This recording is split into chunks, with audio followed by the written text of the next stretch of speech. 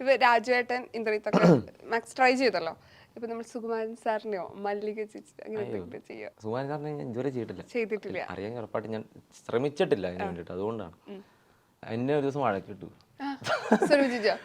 എന്തോ ഖത്തറിലെ ഒരു ഷോയ്ക്ക് പോയപ്പോ എന്താണ് കാട്ടിനി കുട്ടിനെ എന്ന് പറഞ്ഞിട്ട് എന്തൊക്കെയോ അവരുടെ സ്ലാങ്ങില് അങ്ങനെ കാട്ടാൻ പാടില്ലാട്ടോ എന്നൊക്കെ പറഞ്ഞ് അതേ എന്റെ മൈൻഡ് കിടന്നത്. പാർവതിനാണ് ഞാൻ നോക്കാം. അപ്പൊ എന്നെ സ്നേഹിക്കുന്നതിനൊക്കെ 1000 ഇരട്ടി എന്റെ മൊയ്തീനെ സ്നേഹിക്കുന്നുണ്ട്. അതിനേക്കാൾ ഒരു 10000 ഇരട്ടി മൊയ്തീൻ എന്നെ സ്നേഹിക്കുന്നുണ്ട്. ഈ നേരത്തെ പറഞ്ഞ സുഹൃത്തുക്കൾ ഇതാണല്ലോ. ആള് എഡിറ്ററാണ്. ഞാൻ ചെയ്ത ഷോർട്ട് ഫിലിമിന്റെ ഒക്കെ എഡിറ്ററാണ്. ഞാൻ രക്ഷപ്പെടാത്ത റൈറ്ററും ഡയറക്ടറുമാണ്. രക്ഷപ്പെടാത്ത എഡിറ്ററാണ്. അത് രക്ഷപ്പെടാത്ത ഒരു ആക്ടറാണ്. അതെ അതെ. അയ്യോ ഇവന്റെ സീരിയസ് വേഷമൊക്കെ ഇല്ലേ, ഞങ്ങൾ എഡിറ്റിംഗ് ടൈമിൽ ചിരിച്ചു മറിയും. ഇവനായിരിക്കും ഷോർട്ട് ഫിലിമിലെ വില്ലൻ. ഈ ഇവിടെ ഇരിക്കുന്ന ഇവൻ കണ്ടാലൊരു വില്ലൻ ലുക്ക് ഉണ്ട്. കാണിക്കാൻ കണ്ടിട്ടുണ്ടല്ലോ, പ്രീ കട്ടിന് പോകാൻ ചിരിച്ചു മറിയും. പുള്ളി ഞാനൊക്കെ ഇത് ചിരിക്കാറുണ്ട്.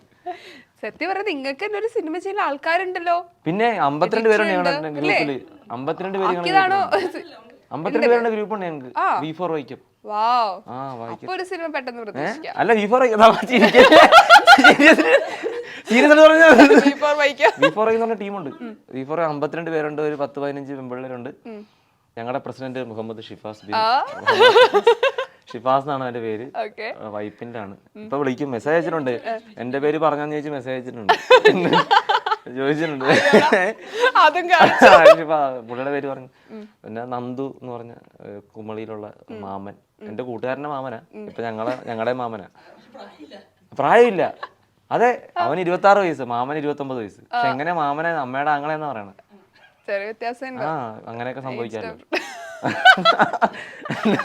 ഞങ്ങള് കൊട്ടാരപ്പടി പറഞ്ഞ വെബ് സീരീസ് ഒക്കെ ചെയ്തു. കബഡി ബേസ് ചെയ്തിട്ട് ചെയ്തിട്ടുണ്ട്. കബഡി റൊമാൻറ്റിക് മൂഡ് ഉണ്ടല്ലോ, അത് സൂപ്പർ. അത് പറയാതിരിക്കാൻ പറ്റില്ല. റീൽസ് ഒക്കെ ഭയങ്കര റൊമാൻറ്റിക്, ഇങ്ങനെ ഒഴുകുക.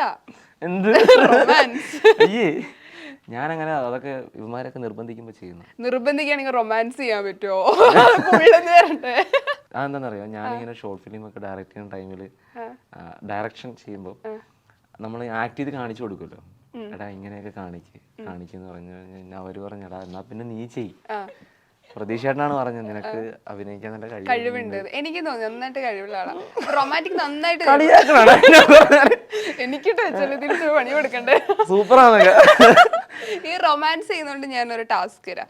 അശ്വന്തായിട്ട് തന്നെ ഒരു റൊമാൻറ്റിക് ഡയലോഗോ ഒരു പ്രപ്പോസലോ എന്തെങ്കിലും. ഞാനോ എന്ത് പറയാനാ ഇപ്പൊ? അത് ശരി, ഇത്രയും സുന്ദരിയായ സുന്ദരിയായ ആരാധക പ്രപ്പോസ് ചെയ്യണമെന്നാണോ അതോ ഇഷ്ടമുള്ള? ഞാനങ്ങ് വീഴണം, വഴുതി വീണോ? പ്രപ്പോസ് ചെയ്യണല്ലേ? എന്നാ നീ അവളോ അഴക്, നീ അഴകാർക്ക് റബ്ബ അഴകാർക്ക്. അതൊന്നും വേണ്ട, നമുക്ക് കൊട്ടകപ്പടി പറഞ്ഞ പോലെ. ഞാൻ ഇന്റർവ്യൂ ഒക്കെ കാണാറുണ്ട്. നേരത്തെ തൊട്ടേ കണ്ടിട്ടുണ്ട്. അപ്പോൾ ലാസ്റ്റ് നോക്കല്ലേ, കണ്ണി നോക്കല്ലേ, കണ്ണി നോക്കി നമ്മൾ ലോക്കായി പോകാൻ പറഞ്ഞു തന്നത്. ക്രൗൺ പ്ലാസിൽ വെച്ചിട്ടാണ് ഇന്റർവ്യൂ. കണ്ടോ ഞാൻ നല്ല ഫോമിൽ കുഴപ്പമില്ല. അപ്പോൾ ക്രൗൺ പ്ലാസിൽ വെച്ച് അന്ന് കണ്ടപ്പോൾ ഇങ്ങനെ പറഞ്ഞായിരുന്നു. നമ്മളൊരുമിച്ച് അടുത്തടുത്തിരുന്നപ്പോൾ ഷിജിനെ ഓർക്കുന്നുണ്ടോന്ന് എനിക്കറിയത്തില്ല. കയ്യിലിങ്ങനെ ഇങ്ങനെ ടച്ച് ചെയ്തായിരുന്നു ഇവിടെ. അടുത്ത ചേട്ടൻ ചെയ്യാൻ പറഞ്ഞപ്പോ ഞാനപ്പോ ദിവസം ഞാൻ ഉറങ്ങിയിട്ടില്ല. അമ്മമാരുടെ അടുത്ത് പറയടാ ഞാൻ തിരക്കി കിടന്ന ആ കുട്ടീനെ ഞാൻ കണ്ടു എന്ന് പറഞ്ഞപ്പോ ഭയങ്കര നോക്കല്ലേ ധീരെ പോലെ ഇങ്ങനെ ടച്ച് ചെയ്തപ്പോ ഇങ്ങനെ മറ്റേ ബട്ടർഫ്ലൈസ് പറക്കാന്ന് പറയത്തില്ലേ അത്. അപ്പോ ഞാനിങ്ങനെ കുറെ ഇരുന്ന് ആലോചിച്ചു. അപ്പം ഒരേ മേഖല, രണ്ടുപേരുടെയും എഫേർട്ട് നമുക്കറിയാം. രണ്ടുപേരും ഒരു സ്ഥലത്ത് എത്തിപ്പെടാൻ വേണ്ടി ശ്രമിച്ചുകൊണ്ടിരിക്കുന്നു. നമുക്ക് ഒരുമിച്ച് ശ്രമിച്ച് ഒരുമിച്ച് മുന്നോട്ട് പോയിക്കൂടെ? Love U.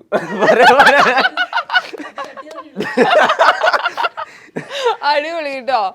എനിക്ക് പറഞ്ഞ കുറച്ച് വർഷങ്ങൾ കഴിഞ്ഞു കഴിഞ്ഞാ റൊമാൻറ്റിക് നല്ല അടി കിട്ടും. നീ പോകാൻ കുറച്ച് വർഷം കൂടെ കഴിച്ചു കഴിഞ്ഞാ ഞാൻ നമ്മുടെ കാരണവന്മാരിന്ന് കണ്ടുപഠിക്കുന്ന ചെറുതീഷേട്ടനൊക്കെ ഇങ്ങനെ ക്ലാസ് എടുക്കാൻ ആൾക്കാരുണ്ട്. ഇല്ല, ഞങ്ങളുടെ അവിടെയുള്ള പെമ്പിള്ളേര് ഇപ്പൊ വീഡിയോസ് നല്ലതെന്ന് പറയും. അതിന്റെ ബാക്കിലൊക്കെ ഇതുണ്ട്. ഞാൻ ഉപദ്രവിക്കും എല്ലാരും നന്നായിട്ട്, തമാശക്ക് ഉപദ്രവിക്കും. ഉപദ്രവിക്കോ? മറ്റേ അമ്മാളൂനെയൊക്കെ എടുത്തിട്ട് ഇടിക്കുമായിരുന്നു ഞാൻ. അഭിനയിക്കാൻ അറിയാന്ന്, എന്നിട്ട് ഇങ്ങനെ ഓൾറെഡി ക്യാമറ ഒക്കെ റെന്റിൽ എടുത്തിട്ടുണ്ടായിരിക്കും ചെയ്യണത്.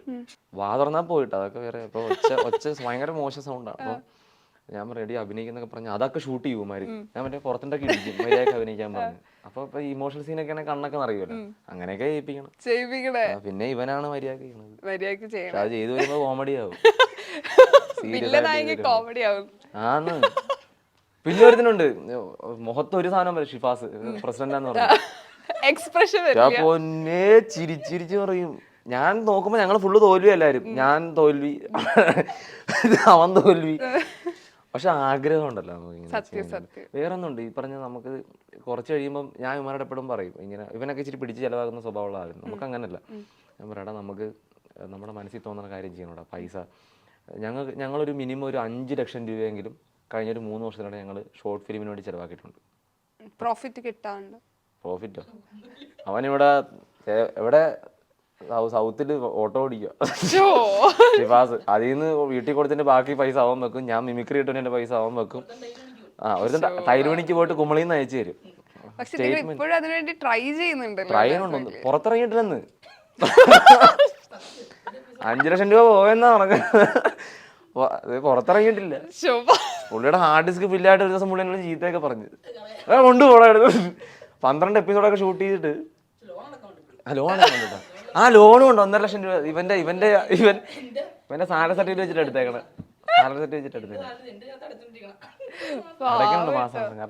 ഈ സമയത്ത് ചോദിക്കാൻ പറ്റും, ഇതുപോലെ സ്വപ്നം കാണുന്ന ഒരുപാട് ആൾക്കാരുണ്ടല്ലോ, പിന്നെ അവരോട് എന്താ പറയാറുള്ളത്?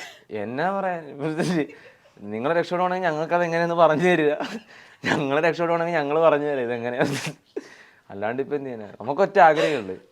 ഒരു കാര്യം നമ്മൾ മനസ്സിലാക്കിയത്, ടീം ഉണ്ടെങ്കിൽ മലയാള സിനിമയിൽ സർവൈവ് ചെയ്യാം. ടീം വേണം. ടീം ഇല്ലാണ്ട് നമ്മൾ സർവൈവ് ആവില്ല, രക്ഷപ്പെടത്തില്ല. ഒരു ടീം എല്ലാത്തിനും വേണം. ഞങ്ങൾക്ക് ഇപ്പം ഞങ്ങൾ ഇത്ര നേരം തമാശയ്ക്ക് പറഞ്ഞാൽ, നന്നായിട്ട് അഭിനയിക്കാൻ കഴിവുള്ള ആൾക്കാർ ഞങ്ങളുടെ കൂടെ ഉണ്ട്, നന്നായിട്ട് എഴുതാൻ അറിയുന്ന ആൾക്കാരുണ്ട്, ഡയറക്റ്റ് അറിയാവുന്ന ആൾക്കാർ, നല്ല എഡിറ്റർമാരുണ്ട്, വീഡിയോഗ്രാഫേഴ്സുണ്ട്. നമുക്കൊരു സ്പേസ് കിട്ടി നമ്മളും പൊളിക്കും, ഉറപ്പാണ്.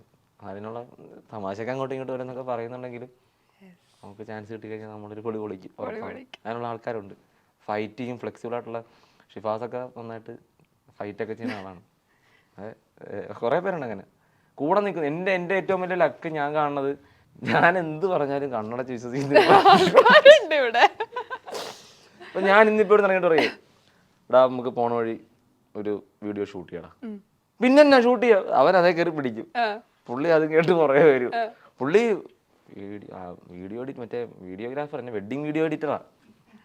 പുള്ളി വർക്ക് ചെയ്യാൻ വേണ്ടി മറ്റേ രാവിലെ എഴുന്നേറ്റിട്ട് മറ്റേ ചെമ്പില ഷോ മറ്റേ പടത്തിൽ കുളിച്ചിട്ട് എഴുന്നേറ്റിരിക്കല്ലേ, അതുപോലെ കീബോർഡ് പിടിക്കാൻ പോകുമ്പോഴായിരിക്കും ഞങ്ങൾ വണ്ടിയായിട്ട് വന്നത്.